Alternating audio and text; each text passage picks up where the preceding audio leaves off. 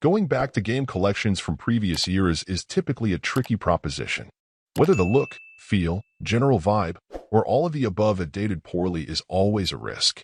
Usually when I think of going back to games in the SNES era, I give the chances for the titles holding up some hope since they don't look as primitive as 8-bit titles, but are also not full of chunky polygons and low-quality textures. That said, not everything from that era holds up well these days, though you could argue that perhaps at the time they weren't the best in class either. That's how I feel walking away from the Top Racer collection. This trio of titles coming from the 16-bit era, along with a bonus fourth, are ones I'm less familiar with than some of their contemporaries. That said, I have no doubt that there are those that must have vibed with them then, given the fact that multiple games were made for it within that generation, and I'm sure those same people would love to return to them now. In order to sweeten the deal, some value-added features have been injected into the mix, including some leaderboards, new modes, and even some online multiplayer support, bearing in mind how fleeting the benefit of that can often be, sadly.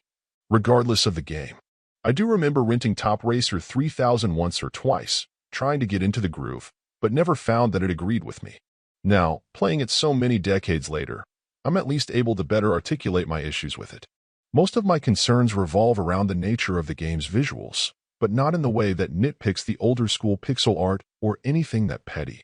First, I find the camera angle to be a bit low, generally making seeing the layout of the track and enemy cars on it harder to see in advance.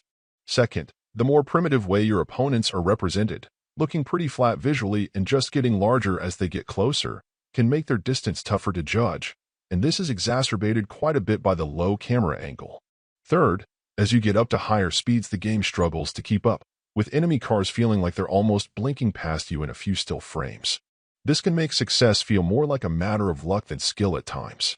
Fourth, how and why the base control scheme was implemented this way is baffling, with the accelerator mapped to the X button of all things. Last, even among the many racing games I've played over the years, I consider the opponent's driving patterns to be weirdly and a bit annoyingly erratic.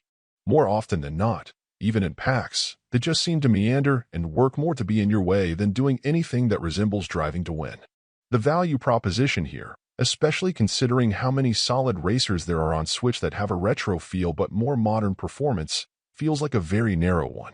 If you've always been a fan of these titles, an opportunity to enjoy them once again on a modern system is no doubt compelling.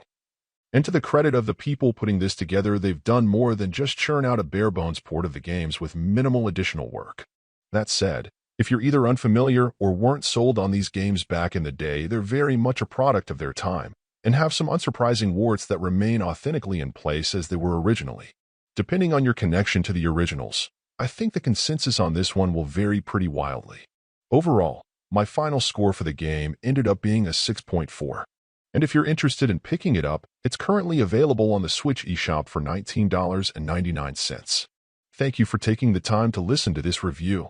And if you'd like more information or ideas of indie games worth checking out on Switch, be sure to click on the link provided in the description.